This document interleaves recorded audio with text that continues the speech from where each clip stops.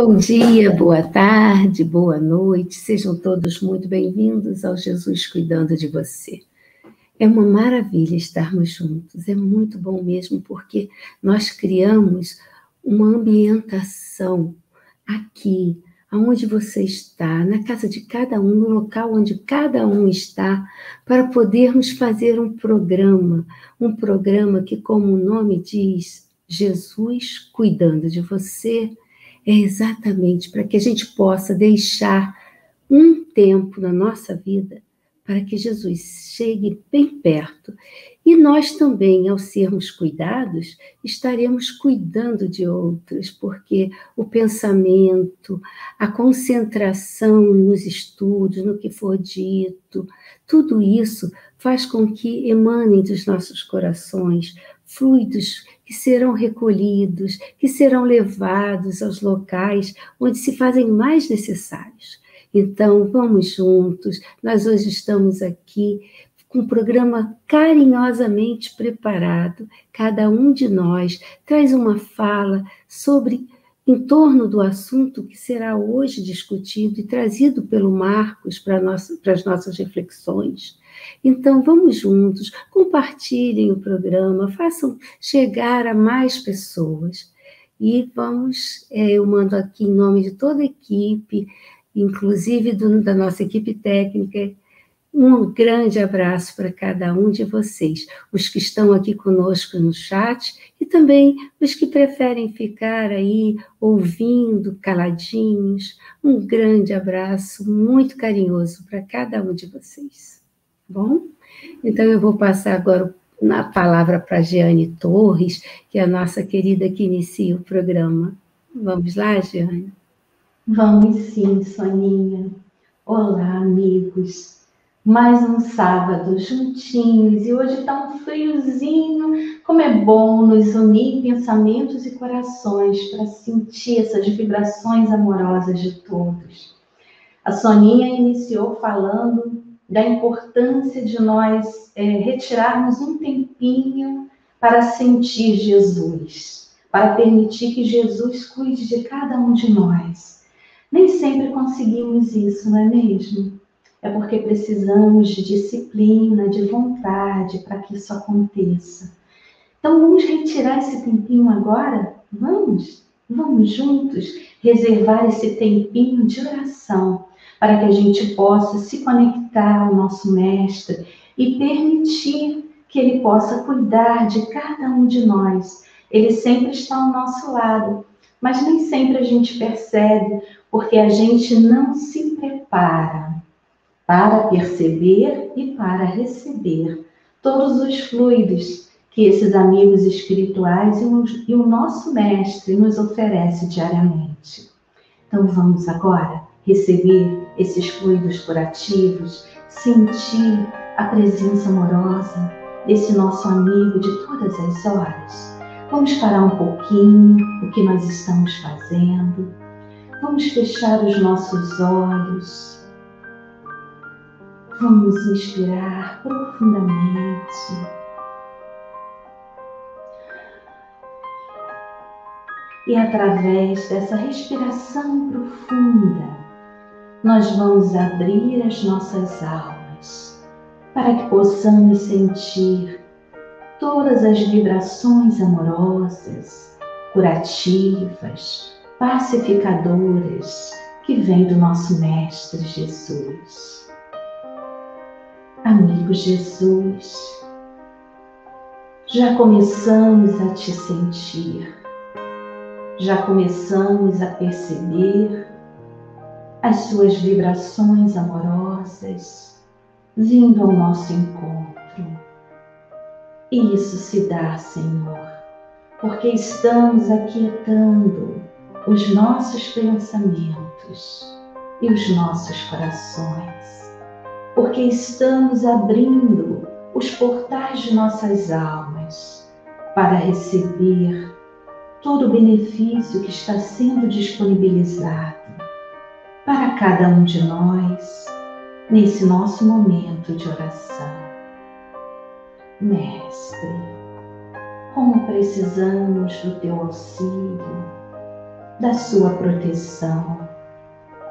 Ajuda-nos, Senhor, para que possamos despertar para as maravilhas celestiais, que possamos compreender, Mestre, a importância do trabalho no bem, para que possamos compreender a importância da oração em nossas vidas, esse momento tão especial em que nos conectamos a Ti, ao nosso Pai maior, a esses amigos espirituais, a nossa Mãe Maria, a todos os benfeitores espirituais.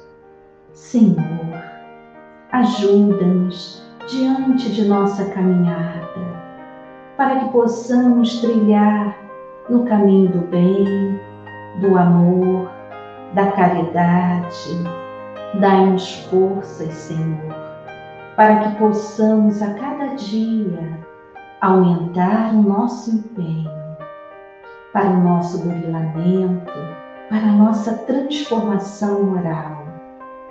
Mestre, ilumine as nossas mentes para que possamos compreender os vossos ensinamentos e colocá-los em nossa prática, em nossa vivência diária.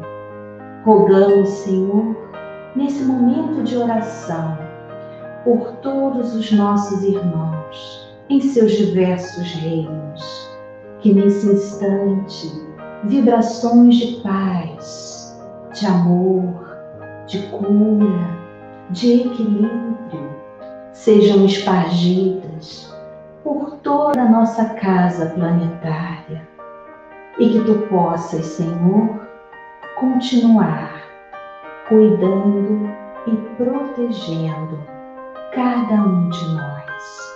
Que assim seja. Graças a Deus. Meus amigos, como é bom parar um pouquinho e nos conectar ao nosso Mestre Jesus. E agora nós vamos ouvir os ensinamentos, os conhecimentos trazidos nesse sábado através do nosso querido Marcos. Vamos lá? Vamos sim. Bom dia, meus amigos. Muita alegria de estarmos aqui reunidos novamente. E hoje eu vou começar com uma pergunta. Para você, o que é mais importante? Trabalhar ou orar? Coloque aí no chat que quem vai nos responder, quem vai nos trazer o esclarecimento, nos levar à reflexão, é o benfeitor Emmanuel. Hoje nós iremos estudar um capítulo do livro Caminho, Verdade e Vida. É o capítulo 6, cujo título é Esforço e Oração. Então coloque aí para a gente no chat. O que é mais importante para você? Trabalhar ou orar?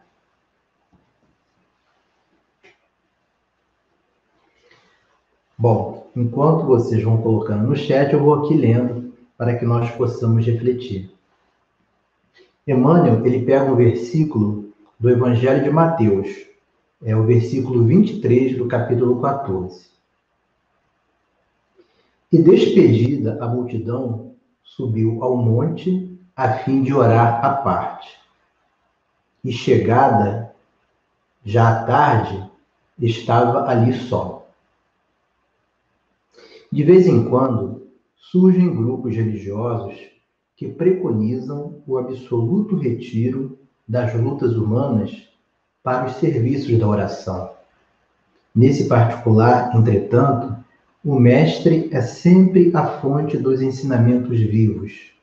O trabalho e a prece são duas características de sua atividade divina. Jesus nunca se encerrou à distância das criaturas, com o fim de permanecer em contemplação absoluta dos quadros divinos que lhe iluminavam o coração, mas também cultivou a prece em sua altura celestial. Despedida a multidão, terminado o esforço diário, estabelecia a pausa necessária para meditar à parte, comungando com o Pai, na oração solitária e sublime. Se alguém permanece na Terra, é com o objetivo de alcançar um ponto mais alto nas expressões evolutivas, pelo trabalho que foi convocado a fazer. E pela oração, o homem recebe de Deus o auxílio indispensável à santificação da tarefa. Esforço e prece completam-se no todo na atividade espiritual. A criatura que apenas trabalhasse sem método e sem descanso acabaria desesperada em horrível secura do coração.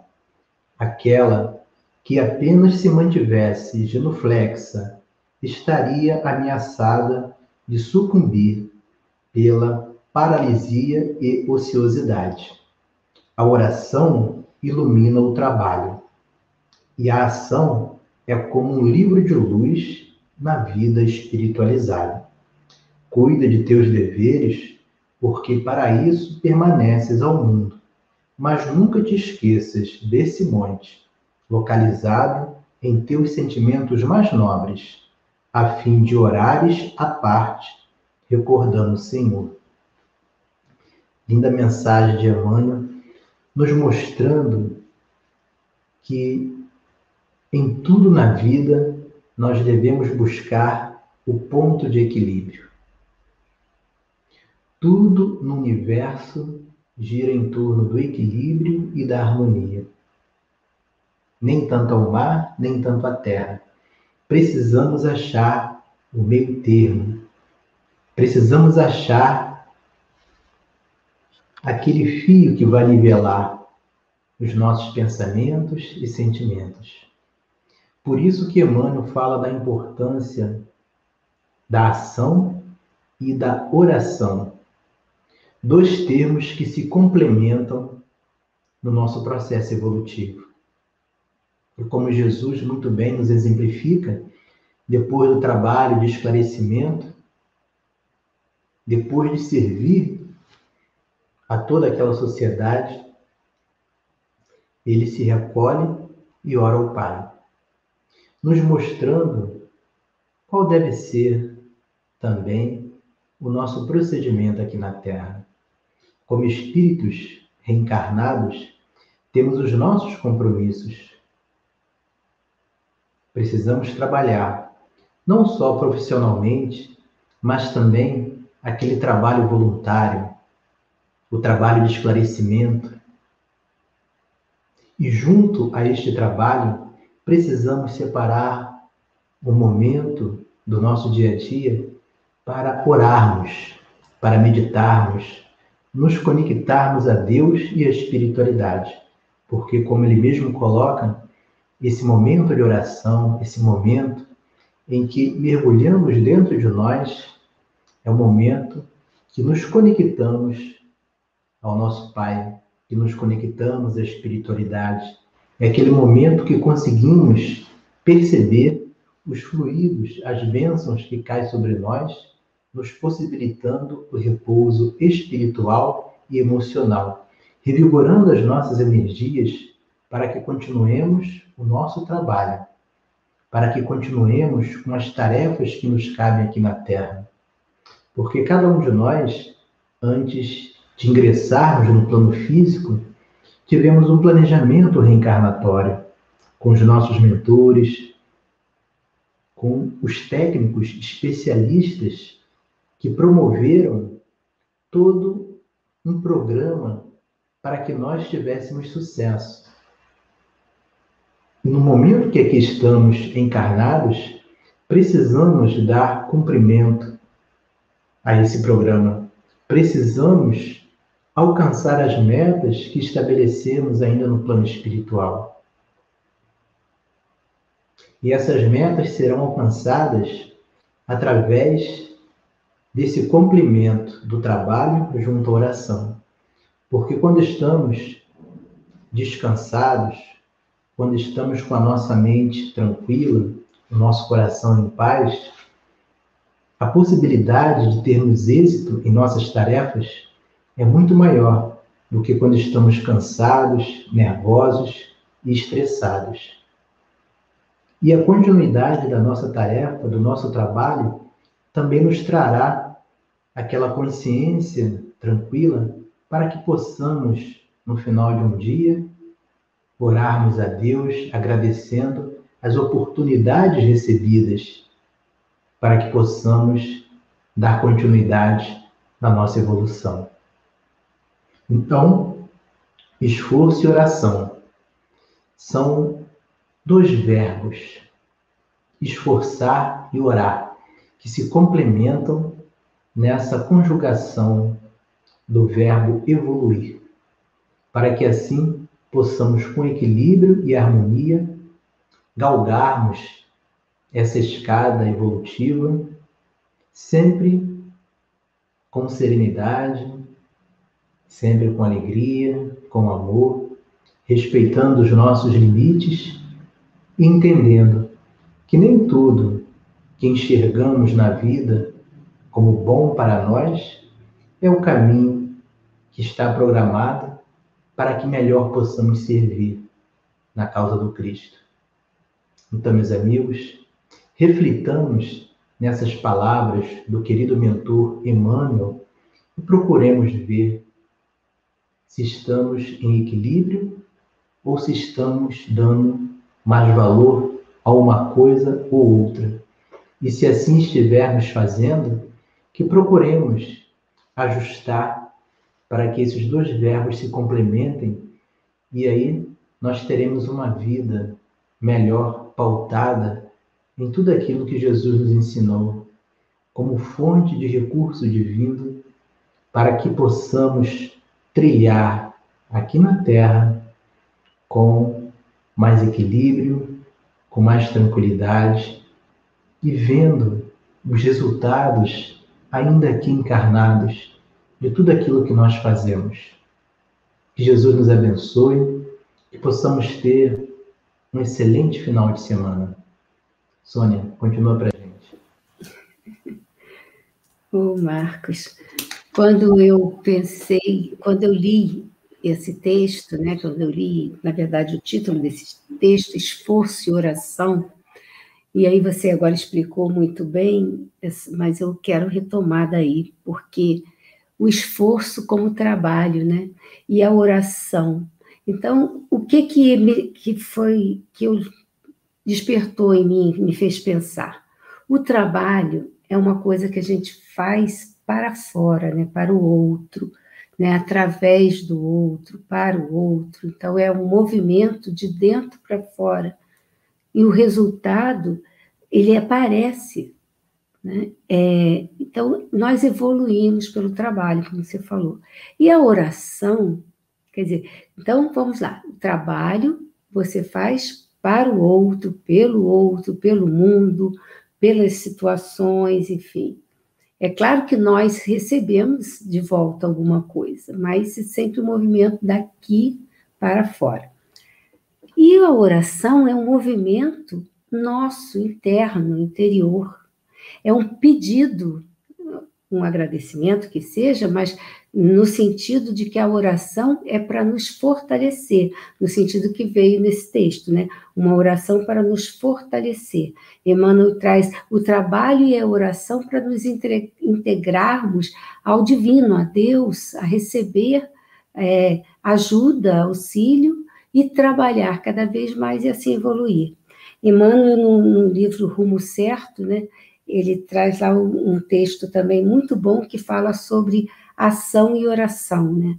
E ele coloca a ação, ele coloca textualmente, ação é serviço, oração é força.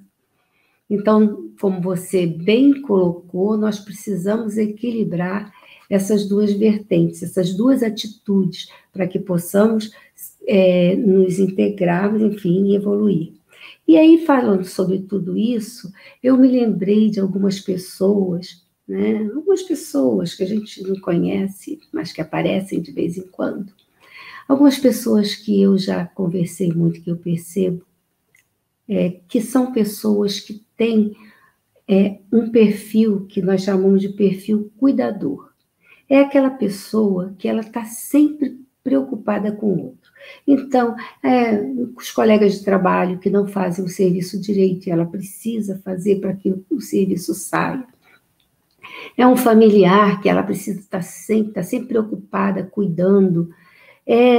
Enfim, o bem-estar do outro é sempre responsabilidade dela. Eu não estou dizendo das pessoas que cuidam equilibradamente, porque nós precisamos cuidar dos filhos, dos pais, dos irmãos, dos amigos, né? Mas essas pessoas que têm esse perfil de cuidador, na verdade, elas precisam muito estar sempre cuidando do outro. É como se a vida delas se resumisse a satisfazer as necessidades do outro. Elas acreditam que a única missão de suas vidas é cuidar do outro, resolver os problemas, é fazer sempre o que alguém precisa, e para isso, né, para que alguém seja cuidado, essa pessoa não pode estar bem. Então, olha a contradição, porque, na verdade, são pessoas que cuidam, né, nesse sentido de perfil, na verdade, eu estou falando aqui de pessoas que necessitam se cuidar para se sentir bem, para se sentir útil, né? Normalmente são pessoas que têm alguma dependência emocional. Então, essas pessoas, muitas vezes, elas esquecem de cuidar de si. Então, elas não têm esse tempo da oração, esse tempo do pedir, porque elas acreditam que elas não merecem pedir. Você conhece alguém assim? Conhece alguém que fica sempre preocupado em cuidar do outro e para elas nada tem? Mas quando você olha bem de perto, são pessoas ansiosas, são pessoas que têm medo, pessoas que estão doentes, pessoas que estão sempre tristes, que têm um vazio, mesmo que tentem esconder esse vazio, que quando chegam aos consultórios médicos, aos consultórios psicológicos, são pessoas que trazem esse vazio, são pessoas que precisam cuidar do outro para se sentir importantes, para se sentir amadas. Então, esse cuidado não é mais o cuidado do trabalho em si, é um cuidado para preencher o vazio. E aí eu fiquei pensando nisso porque é muita dor de quem tem esse perfil de dependência emocional do cuidador. Normalmente são pessoas que tiveram na infância uma responsabilidade exagerada. São pessoas que na infância precisaram cuidar do outro, entenderam que precisavam cuidar do outro. Eu acho interessante, eu vou trazer um exemplo de uma família com 3 filhos, né? Uma família com 3 filhos, o pai e a mãe tinham um casamento muito difícil, brigavam muito, então cada filho reagia de uma forma. E um desses filhos, um desses filhos assumiu o papel de cuidador desses pais. Então, a criança, isso e ainda em criança, né? São aquelas crianças que cuidam. Então, o pai chega, por exemplo, o pai está brigando com a mãe, é a criança que ela tenta separar, ela tenta cuidar, ela tenta, se mete na briga mesmo, sem perceber, e toma um partido, enfim. E são crianças que ainda não têm o discernimento para fazer isso, mas elas fazem por elas mesmas. Essas situações muito difíceis ficam marcadas, e aí é interessante porque isso não precisa ser pedido pelos pais. Tá? Essas três pessoas que eu estava lhe falando, cada uma delas seguiu a vida de uma forma diferente. E essa que cuidava, se torna, então, um cuidador, e normalmente essas pessoas escolhem profissões de cuidado, né? São médicos, psicólogos, são assistentes sociais, ou mesmo são aquelas pessoas que vão cuidar em outras profissões, mas que precisam cuidar, ou vão para a sua casa espírita e ficam lá a vida inteira, o tempo todo, e esquecem, inclusive, que tem a sua própria vida, né? E, às vezes, se você perceber, essas pessoas que têm esse perfil exagerado, elas, normalmente, as vidas delas têm algum problema. No fundo, elas têm um vazio, elas, às vezes, têm um problema no relacionamento, porque elas não se dedicam ao relacionamento, e a gente precisa cuidar. É interessante, porque o lema dessas pessoas, normalmente, é o quem ama, cuida, né? E é uma coisa verdadeira, quem ama, cuida. Só que precisa se amar, como Jesus disse, né? Amar ao próximo como a si mesmo. Então, se eu preciso amar ao próximo, eu cuido do próximo. E se eu preciso cuidar, amar a mim mesmo, eu cuido de mim. Então, mas elas só pegam o papel do quem ama, cuida. Porque, na verdade, o que elas precisam é quem cuida é amado. Então, essas pessoas das quais eu estou falando aqui, elas têm muito medo de não serem amadas. Depois, eu vou, por conta do tempo, a gente vai falar depois dos perfis, do que leva as pessoas a assumirem esse papel de cuidador, né? Um deles é esse, é o medo do abandono, o medo de não ser amado. Então, eu preciso estar sempre satisfazendo a vontade do outro, as necessidades do outro, para que eu seja amado. Essas crianças, elas na infância acreditavam que só se fossem boazinhas, se fizessem tudo que papai e mamãe mandam, ou outro familiar qualquer, ou outro cuidador, enfim, que tinham algum papel significativo para ela, se elas fizessem isso, elas seriam amadas. Então, são crianças que muitas vezes não contam para os pais os abusos que sofrem, ou de bullying, enfim, qualquer abuso, elas não contam porque elas não podem levar sofrimento para os pais, né? Elas guardam, às vezes, segredo dos pais, né? Muitas vezes os pais, nas suas dificuldades, contam para as crianças, ainda em uma idade que não conseguem entender, segredos do outro, do parceiro, né? Ou fazem desabafos, e essas crianças assumem esse papel de cuidadores, né? Eu me lembro de um caso de uma menina de uma mulher já, mãe e tudo, e que ela conta que ela do vazio dela, do que ela sofre hoje, da ansiedade que ela tem, e ela autoconhecimento, enfim, um trabalho consigo mesma, ela percebe que esse vazio, essa ansiedade vem da necessidade que ela tem de cuidar e de ser a filha que os pais sempre passaram para ela. Uma filha boazinha, uma filha que não traz problema, uma filha que é a razão da vida deles. Então, você veja bem, nós precisamos cuidar. E quando nós já temos o discernimento para perceber que estamos exagerando no cuidado do outro, com o outro, e que esse cuidado não vem de uma forma espontânea, mas de uma necessidade, às vezes até inconsciente, que a gente precisa trabalhar para perceber, de satisfazer as necessidades do outro, nós precisamos recorrer à oração. Recorrer à oração para pedir força, para pedir discernimento, para pedir tranquilidade, aceitação de que cada um tem o seu papel, a sua função na própria vida. E que Deus é Deus, e que se Deus permite determinadas coisas, é porque o outro é capaz de resolver também. Então vamos ajudar, mas não vamos ser aquele cuidador que está o tempo todo lá e não faz nada por si. Porque como nesse texto, Jesus, depois de todo o seu trabalho, de todo o seu serviço, ele tirava o tempo para ele, para se refazer, para refazer suas energias através das orações.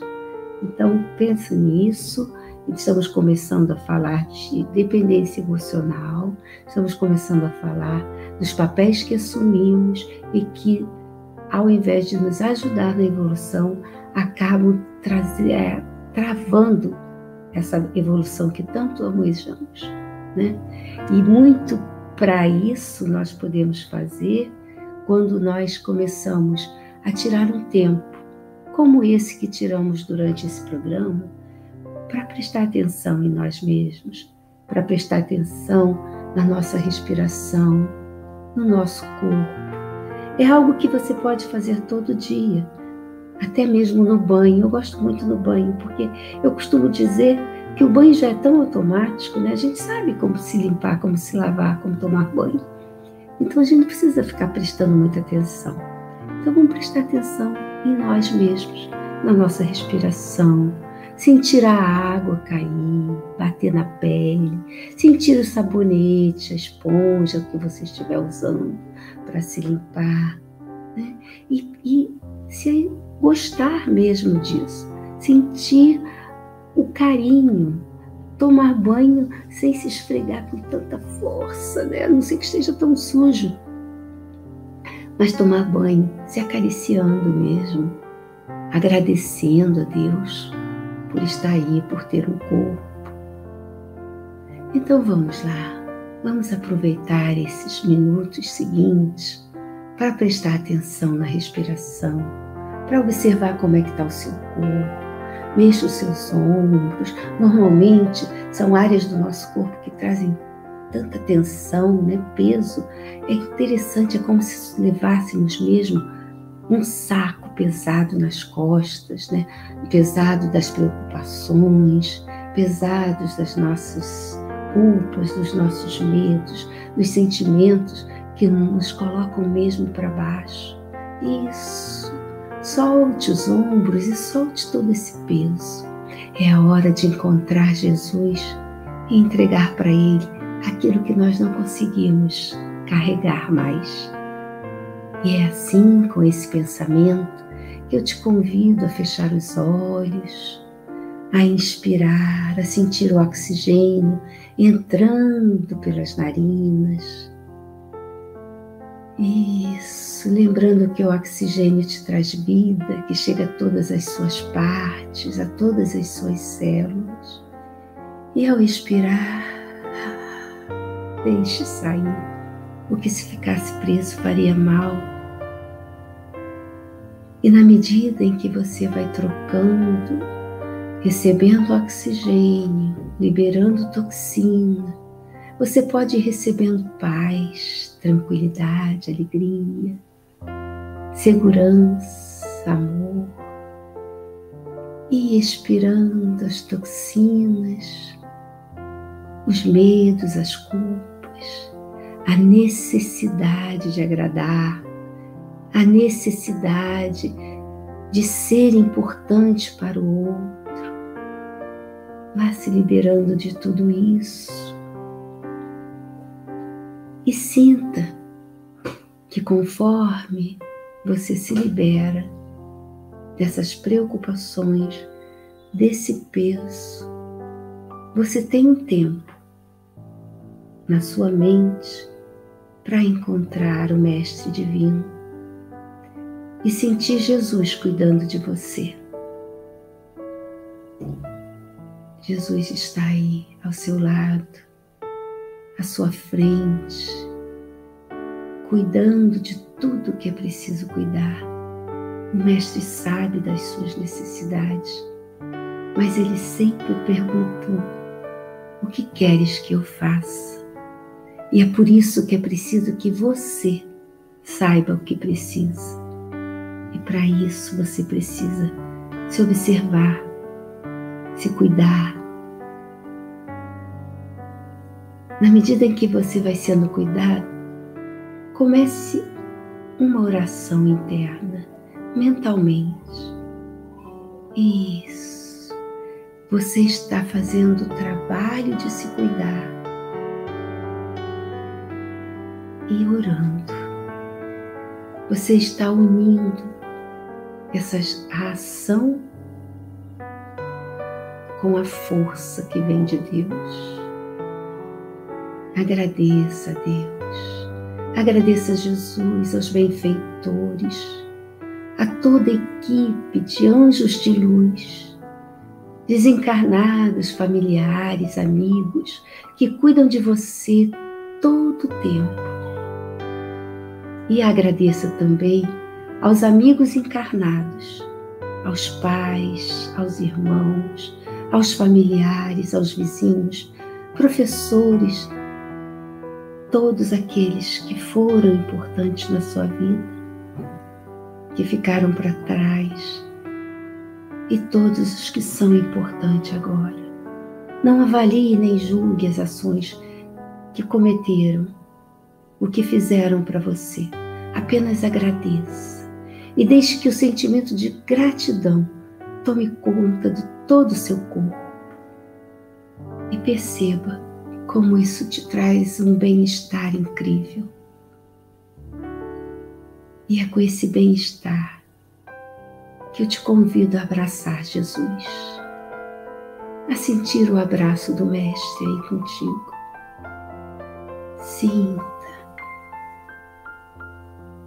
Isso.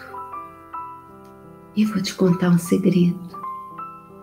Ao abraçar Jesus, ao sentir esse abraço amigo, você pode sentir como se estivesse abraçando o mundo inteiro, abraçando todos os irmãos, independente de onde estão, de quem são. Ah, Jesus tem esse significado. Ele é por todos nós.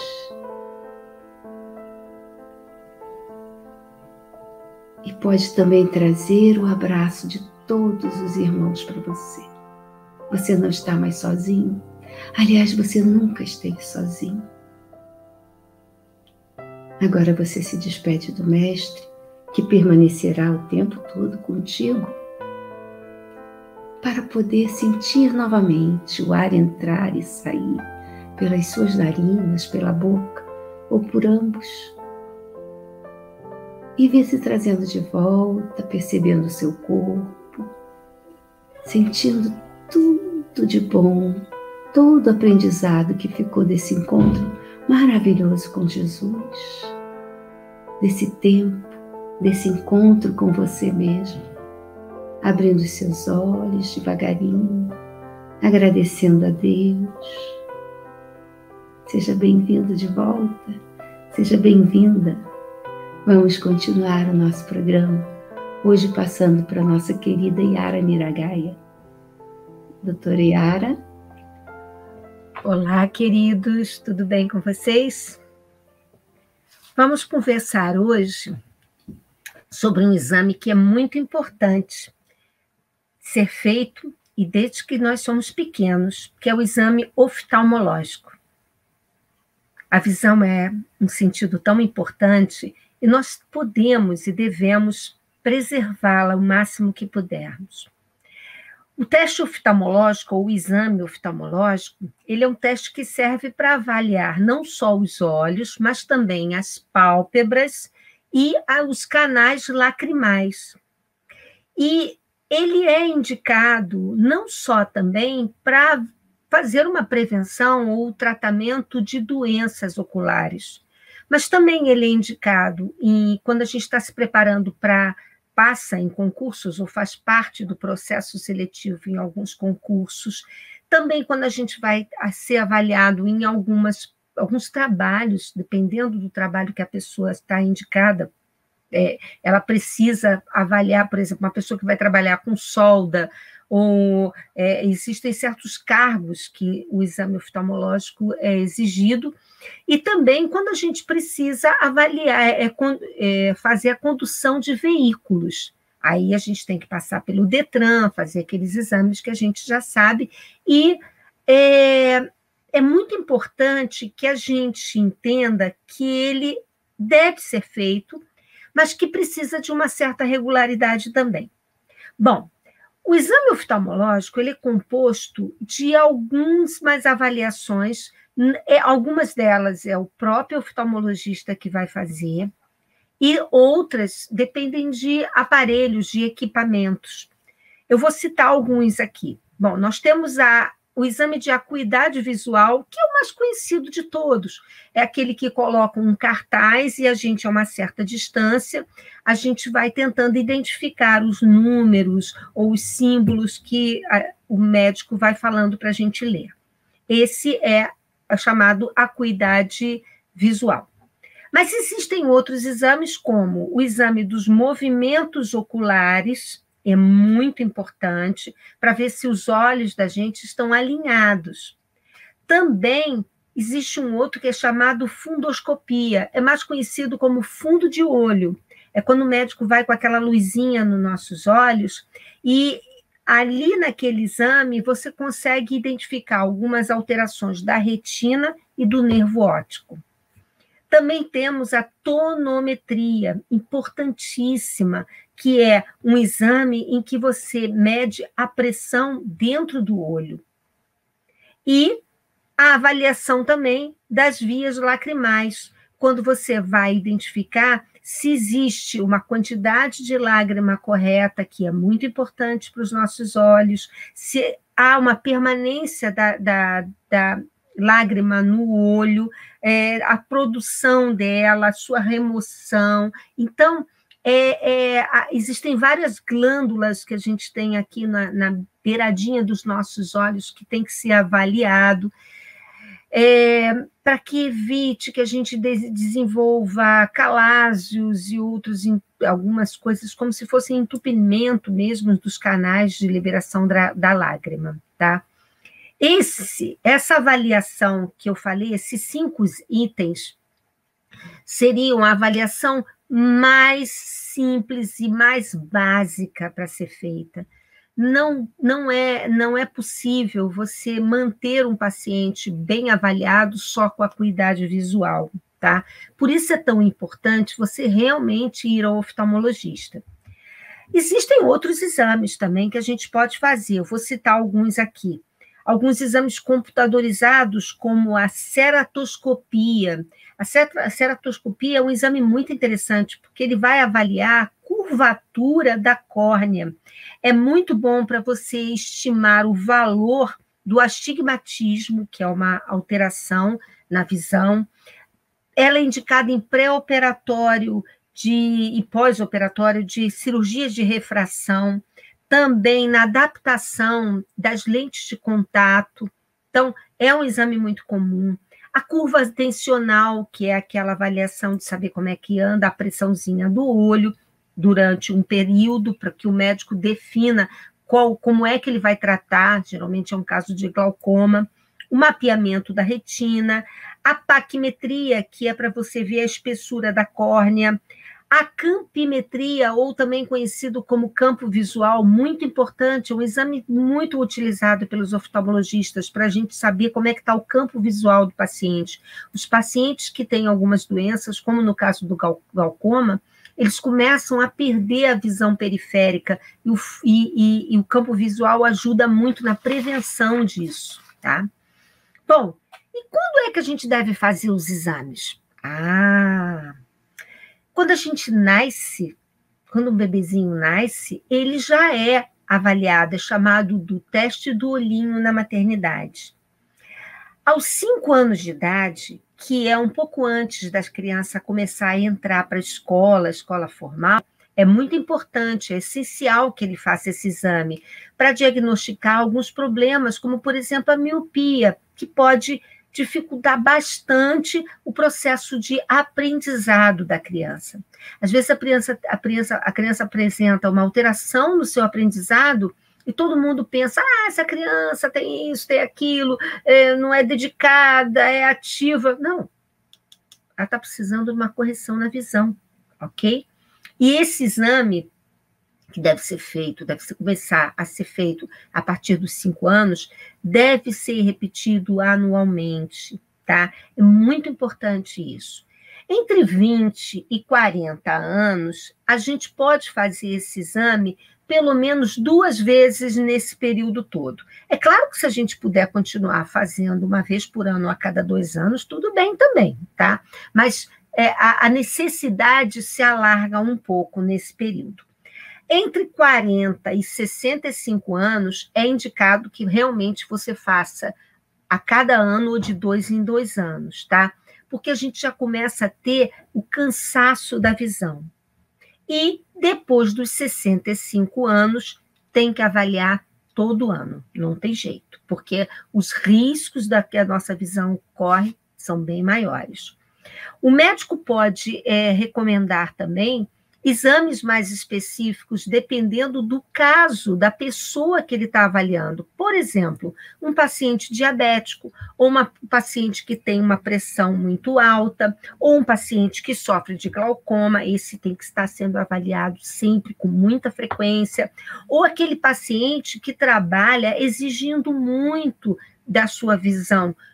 Exemplos, pessoas que trabalham com peças muito pequenininhas, principalmente em algumas indústrias, em algumas situações específicas, e também quem trabalha muito ligado com o computador. Portanto, não vamos pensar só, quando a gente fala assim, eu preciso no médico fazer uma avaliação, um check-up, não vamos pensar só no laboratório, no eletro, no ultrassom. A nossa visão é muito importante e a gente deve cuidar muito bem dela. Um beijo para vocês. Oh, maravilha. Fui ao oftalmologista esta semana, Yara. Meus parabéns. Esses exames. É importante, sim, muito importante. E aí, Romeu, como é que está a sua visão? Minha visão, graças a Deus, está bem, porque a minha oftalmo cuida bem de mim, né? E o detalhe que, quando eu estava fazendo os exames preliminares do transplante, do primeiro transplante, foi aí que eu descobri que eu tinha problema na visão, né? Aí eu já, a partir dali, comecei a fazer os cuidados para evitar o glaucoma, né? Que se não cuidar, se deixar a pressão dos olhos subir, pode realmente ter um problema sério. Então, realmente a importância, né? Porque a pessoa que não cuida, né, da pressão dos olhos, ela pode ficar cega, né? De repente estoura, né, ali o globo ocular, né, e ela, né, o glaucoma é uma das maiores causas de cegueira na nossa população. Ele é muito sério e a pessoa tem que cuidar e cuidar direito e cuidar sempre. E é por isso que é tão importante ter essa consciência, né? Isso é verdade. Temos que ter mesmo. Nós temos que cuidar do vaso físico, né, que para a gente poder fazer né, a nossa encarnação da melhor maneira possível, né? A gente possa de qualquer jeito, fazer melhor o nosso trabalho espiritual que nós temos que fazer aqui na Terra, né? E, Marquinhos, a gente vai trabalhando, orando e trabalhando. A ordem não importa. O importante é fazer os dois. Né, temos que trabalhar, né? Trabalhemos sempre, né? Orando, servindo, né, na causa do Pai. Né, queridos amigos? Né? É verdade, meu amigo, é verdade. Verdade. Amigos, hoje eu trago mais um irmão da doutrina espírita que muito trabalhou em prol da causa da doutrina espírita. Né? Vamos falar aqui de Pedro de Camargo, que nasceu em 7 de maio de 1878 em Piracicaba e desencarnou em 11 de outubro de 1966 em São Paulo. Foi educador e divulgador espírita, né? Até aqui pelo livro que conta as biografias dos grandes espíritas, é considerado um dos maiores evangelizadores espíritas que nós tivemos. Né? Ele foi educado desde pequeno na escola metodista, até tinha essa religião como base, mas depois nem na religião metodista, nem nas outras religiões conseguir encontrar, né, as suas dúvidas que vinham para ele. E em 1904, lá em Piracicaba, tinha inaugurado o que no princípio era, hoje se chama Centro Espírita Fora da Caridade Nossa Salvação, mas quando foi fundado era Igreja Espírita Fora da Caridade Nossa Salvação, né? Fundou com esse nome, e no ano seguinte ele se entrou logo para o centro e ali começou a trabalhar, né? Foi desenvolvendo ali o seu trabalho e chegou a ser até dirigente da casa, presidindo a casa, e ele ficou lá em Piracicaba até 1937, mas durante esse tempo lá, em Piracicaba, o nosso irmão, né, ele fez programas radiofônicos, né, no que era chamado Espírito Evangélico do Brasil, né, que foi um dos primeiros programas na Rádio Piracicaba, programa esse que era da Federação Espírita Paulista, e ele foi um dos primeiros a falar sobre o Evangelho, a trabalhar ali, né? Isso em 1939. Em 1940, perdão, é que a Rádio Piratininga, que é fundada pela Federação Espírita Paulista, né? E esse irmão trabalhou muito em prol disso, da evangelização, fazia grandes palestras, né? Ainda em Piracicaba, o pai dele morre muito cedo, e ele, né, começou a trabalhar com os irmãos e depois abriu seu próprio negócio na área de secos e molhados, né? Ele teve seu primeiro comércio, depois ele mudou o ramo para ferragens e louças, né? E a primeira casa se chamava o Garrafão e a segunda Duas Âncoras, né? E ele teve uma vida que não ficou rico, mas teve condições financeiras, né, de dar o sustento à sua família. Então, muitos dos piracicabanos que batiam à sua porta naquela época, todos eram muito atendidos, muito bem atendidos, e todos saíam da sua casa recebendo sempre o auxílio e o carinho da que a pessoa necessitava. Então, muitas pessoas iam bater na casa dele pedindo auxílio, e ele nunca negou isso. Ele se dedicou também de corpo e alma, né? Além de as pessoas baterem na casa dele, ele fez também muito trabalho da assistência espiritual, mas ele nunca deixava de dizer que na verdade, né, a gente tem que a terceira revelação, né, a função da terceira revelação, que é o Espiritismo, é iluminar as consciências e anunciar pelas palavras e confirmar pelo exemplo as verdades do reino de Deus, né? Então, o nosso irmão, ele já, nessa época, ele já pregava isso. Ele falava que além de falar, você tem que viver as suas ações, aquilo que você fala, né? O se ensina ou não, como nos diz Jesus, né? Em 1944, ele dirigiu o folhetim, né, O Semeador, né, que é o órgão da Federação Espírita do Estado de São Paulo. Ele também escrevia para o Reformador, escreveu muitos artigos para o Reformador. Ele ele gostava muito da Casa de Ismael, né, que é a Federação Espírita Brasileira, Casa de Ismael, né, e ele participa do Pacto Áureo, né, o Pacto Áureo que foi em 1949. Ele é um dos signatários, e até que foi no segundo Congresso Pan-Americano Espírita, e ele até faz a prece de encerramento, quando as casas espíritas decidem, todas as casas no país, né, se reuniram aqui no Rio de Janeiro e decidiram que a FEB, né, que a Federação Espírita Brasileira, seria a casa máter do Espiritismo, né?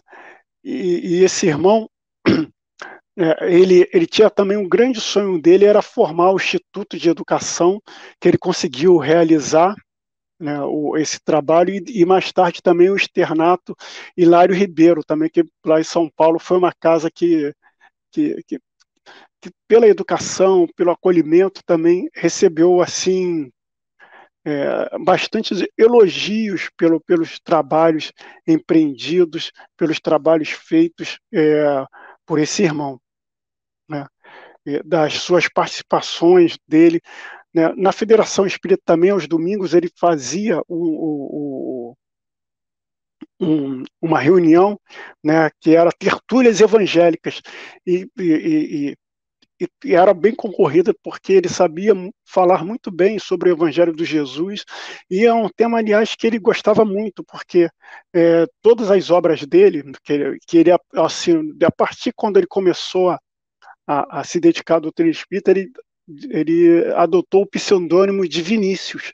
Então, tudo dele era assinado como Vinícius, e ele lançou algumas obras em torno do mestre, na seara do mestre, nas pegadas do mestre, Na Escola do Mestre, obras essa lançada pela Federação Espírita Brasileira, O Mestre na Educação e Em Busca do Mestre, que foram obras que o nosso irmão lançou, sempre falando sobre Jesus, o seu evangelho divino, o seu evangelho de amor, né?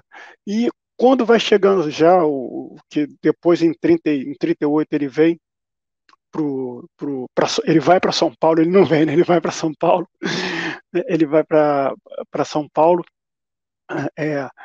né? E contribui bastante lá. E quando vai chegando já o ano de 65, já o irmão Jápio com problemas de visão, ele já não conseguia mais escrever, então seu filho escreve a última carta, né, para a FEB, para a Federação Espírita Brasileira, e essa carta diz assim: guardo com grande carinho a fotografia da reunião de 1949. Os resultados dessa reunião, se não foram completos, foram todavia testemunho do que já se conseguiu a respeito da unificação. As saudades não matam, mas maltratam. Outro dia encontrei uma velha fotografia do Manuel Quintão, que fora presidente da FEB, né? Que veio aumentar ainda, se possível, as recordações saudosas daquele dia. Lembro-me do Dr. Guilhão Ribeiro, do Leopoldo Cirne, de Frederico Figner e de outros companheiros. Ainda tenho a esperança de vê-los aqui em São Paulo na primeira oportunidade. A minha grande distração, que era ler e escrever um pouco, estou impedido de fazê-lo em virtude dessa dificuldade do sentido, particularmente do da vista. Então, às 8 horas do dia 11 de outubro de 1966, o nosso irmão retorna à pátria espiritual, que foi um grande divulgador, um grande evangelizador, retornando à pátria espiritual. E dias depois, ele vai em espírito na FEB e dá uma comunicação que deixam todos lá muito emocionados, daqueles irmãos que participaram com ele nessa jornada, né, que foram, né, os primeiros espíritas a trabalharem, né, a levar a bandeira do espiritismo e fazer com que ganhasse tanta pujança, né, no nosso país. Esses primeiros, a gente pode dizer assim, primeiros bandeirantes, né, que vieram fazendo seu trabalho de amor, seu trabalho de ajuda, seu trabalho de dedicação, principalmente a Jesus e a causa da divulgação do Evangelho, né? E a gente ter em mente, né, como nossos irmãos hoje falaram bastante, né, do trabalho e da oração, né? A gente não pode nunca esquecer que a gente tem que trabalhar, orar e depositar, como sempre, naquele serzinho que está vindo, que é a pequena plantinha que Deus nos dá, que a gente vai ter que ir moldando ele já com o Evangelho, para aqueles nossos novos seres que estão chegando agora à Terra, eles possam se moldar e possam ganhar, né, robustez, para que sejam árvores que possam conduzir a humanidade na sua transformação moral e espiritual, que tantos nós ansiamos e que tão é necessário para todos nós que estamos encarnados e para aqueles que virão, né, depois de nós. Não é verdade, queridos amigos? Soninha, Marcos e Arinha. Isso mesmo, né? Muito bom. Esse é nosso trabalho também, né? Cultivar essas sementes. Muito bem, maravilhoso. Adorei. Somos semeadores, né? Somos semeadores. Pois é. Adorei estar com vocês. Esse programa está terminando, mas nós vamos estar sempre juntos, né? Não, Marcos? Marcos hoje... Mesmo. Sempre trabalhando, orando e nunca parando no tempo. São as oportunidades que Cristo nos dá para que possamos sempre evoluir. Então, meus amigos, que tenhamos um final de semana excelente e que o amor nos una e a luz nos proteja. Beijo para todos. Curta e compartilhe. Tchau, amigos.